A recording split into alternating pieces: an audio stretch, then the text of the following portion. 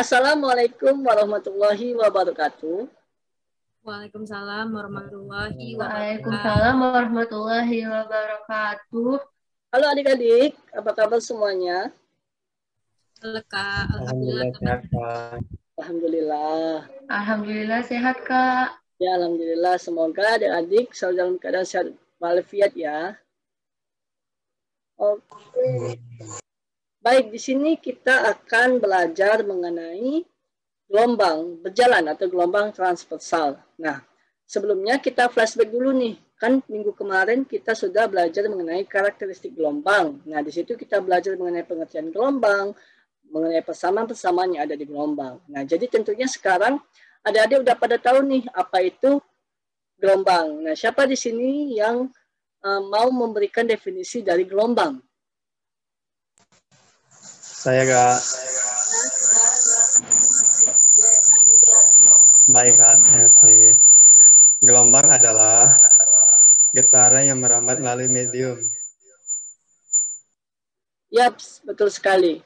Gelombang didefinisikan sebagai suatu getaran yang merambat pada medium. Nah, medium ini dapat berupa apa saja, seperti dapat berupa zat cair atau air, dapat berupa udara, dan juga dapat berupa zat padat. Nah, contoh dari gelombang atau peristiwa gelombang. Siapa di sini yang mau menyebutkan contoh dari peristiwa gelombang? Saya Kak. Ya, silakan. Contohnya itu gelombang pada air laut. Terus sama gelombang pada suara Kak. Ya, betul sekali. Nah, itu merupakan contoh-contoh dari peristiwa gelombang. Seperti gelombang suara tadi, itu merupakan gelombang yang merambat pada darat. Contoh lainnya seperti gelombang pada tali yang merambat melalui medium tali. Nah, dalam gelombang seperti yang kita tahu bahwa dalam gelombang itu ada dua jenis yang dibagi berdasarkan amplitudenya. Yang pertama adalah gelombang transversal atau gelombang berjalan. Yang kedua adalah gelombang stasioner. Nah, pada pokok bahasan kita kali ini atau pembelajaran kita kali ini, kita akan lebih memfokuskan kepada gelombang berjalan atau gelombang transversal. Nah, oleh karena itu, kita akan mulai belajar mengenai gelombang transversal atau gelombang berjalan. Siapa di sini atau adik-adik di sini yang tahu apa itu pengertian gelombang berjalan? Belum tahu Kak. Belum tahu ya? Oke, sini kakak kasih tahu bahwa gelombang berjalan atau gelombang transversal adalah gelombang yang merambat dengan amplitudenya tetap atau konstan pada setiap titik perambatannya. Nah, bagaimana sih gelombang transversal itu, bagaimana bentuknya, dan bagaimana bentuk nyatanya. Nah, di sini kakak akan memberikan suatu demonstrasi tentang peristiwa gelombang berjalan. Oke, baik. Nah, apakah share screen kakak sudah dapat terlihat? Di saya ada Kak. Oke, baik. Nah, di sini kakak menggunakan mediumnya berupa air. Sudah, Kak. Oke. Nah, di sini mediumnya adalah berupa air. Nah, ketika kita klik tombol hijau ini, maka akan muncul suatu tetesan air yang menetes pada permukaan genangan air. Nah, apa yang dapat kita lihat dari peristiwa tersebut? Dapat terlihat bahwa ketika tetesan air itu mengenai genangan air, maka akan terbentuklah suatu gelombang air atau gelombang pada permukaan air. Nah, gelombang inilah yang dinamakan dengan gelombang berjalan. Nah, jika kita lihat pada grafik yang ada pada simulasi, di situ terlihat bahwa amplitudo atau gelombang yang terbentuk pada genangan air ini memiliki amplitudo yang tetap. Lihat bahwa di sini amplitudonya sama ya, sama atau similar. Nah, jika kita pindahkan bentuk gelombang di sini ke dalam bentuk grafik kartesian pada sumbu X dan sumbu Y, dapat kita gambarkan sebagai berikut.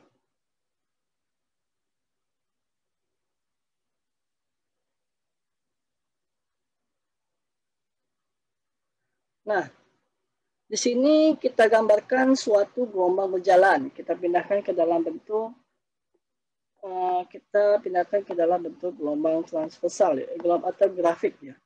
Sini kita bentuk gelombangnya. Nah, sini gelombangnya itu dimulai pada titik awal di sini ya. Di sini kita mulai. Oke. Nah, kemudian kita anggap saja gelombangnya dari titik awal ke titik P. Nah, titik P ini dinamakan simpangan. Titik P, di sini ada simpangan, namanya simpangan. Kemudian juga, mana yang dinamakan amplitudo? Nah, ini yang dinamakan dengan amplitudo. Ini adalah amplitudonya gelombang. Dan ada juga X. X itu seperti ini, dari titik awal ke titik P. Nah, kemudian arah rambatnya tadi ke arah kanan, jadi ke arah sini. Arah rambat.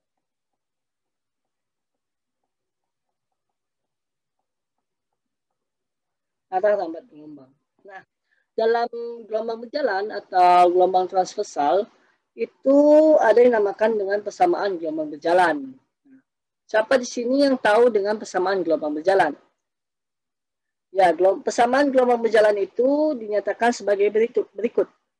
Y sama dengan A sin omega T min Kx. Nah, ini merupakan persamaan dari gelombang berjalan. Sekarang kita analisis komponen-komponen yang ada persamaan pada gelombang berjalan ini. Yang pertama adalah Y. Apa itu Y? Y adalah simpangan. Mana yang dinamakan simpangan? Simpangan adalah yang berada pada titik P ini. Yang Y ini adalah simpangan pada gelombang. Di mana satuannya adalah meter. Kemudian juga ada A. A itu adalah amplitudo. Amplitudo atau simpangan terjauh.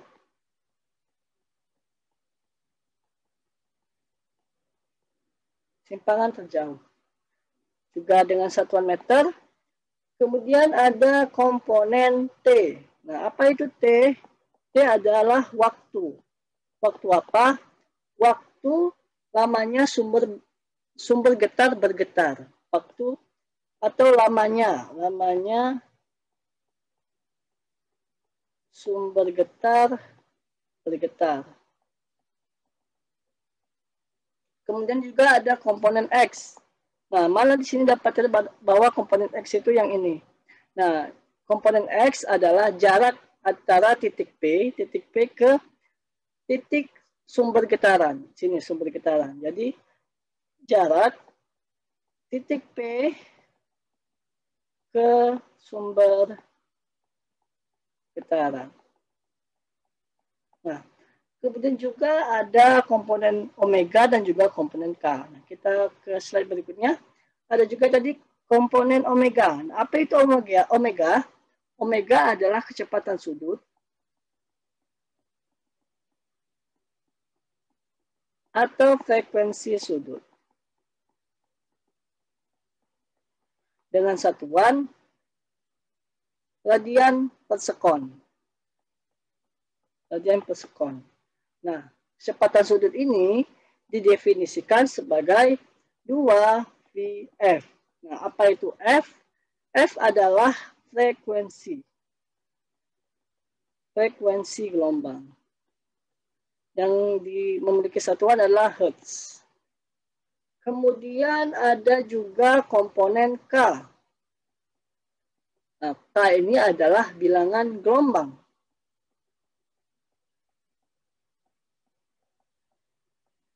Bilangan gelombang yang memiliki satuan radian per meter.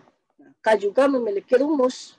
Tidak hanya W yang memiliki atau omega yang memiliki rumus, K juga memiliki rumus yaitu 2V per lambda. Nah, ini perlu diingat ya. Ini perlu diingat.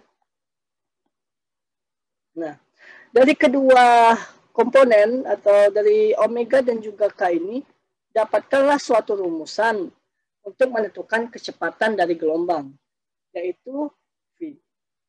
Apa rumusan V? V itu dirumuskan sebagai omega dibagi dengan K. Nah, selain rumusan ini, kecepatan lambat gelombang juga dirumuskan sebagai V sama dengan lambda dikali F. Nah, ini merupakan rumusan untuk mencari kecepatan gelombang. Nah, itulah merupakan berbagai bentuk persamaan dari gelombang berjalan. Kita flashback tadi, persamaan umumnya adalah ini, Y sama dengan A sin omega T min KF. Kemudian Y adalah simpangan, A adalah amplitude, T adalah waktu, dan X adalah jarak titik ke sumber getaran. Kemudian dan juga omega dan K. Nah, itu persamaan barunya, yaitu K omega itu memiliki rumusan 2VF, dan K itu memiliki rumusan 2V per lambda. Nah, dari sini kita dapat menentukan rumusan kecepatan, yaitu omega per K. Kecepatan untuk mencari kecepatan lambat pada suatu gelombang. Nah, dapat juga ditentukan dengan menggunakan rumus sebagai berikut. Nah, dari rumusan tadi atau penjelasan tadi, apakah adik-adik di sini paham apa yang sudah kakak jelaskan tadi? Paham, Kak. Paham, Kak. Baik. Paham, Kak. Baik, diharapkan setelah adik-adik tadi memahami apa yang kakak jelaskan tadi, adik-adik dapat menyelesaikan soal-soal yang berkaitan dengan tentang gelombang, dan adik-adik dapat dengan mudah menyelesaikan soal-soal tersebut. Nah, mungkin itu saja penjelasan dari kakak. Kakak tutup. Wassalamualaikum warahmatullahi wabarakatuh. Waalaikumsalam. Waalaikumsalam warahmatullahi wabarakatuh.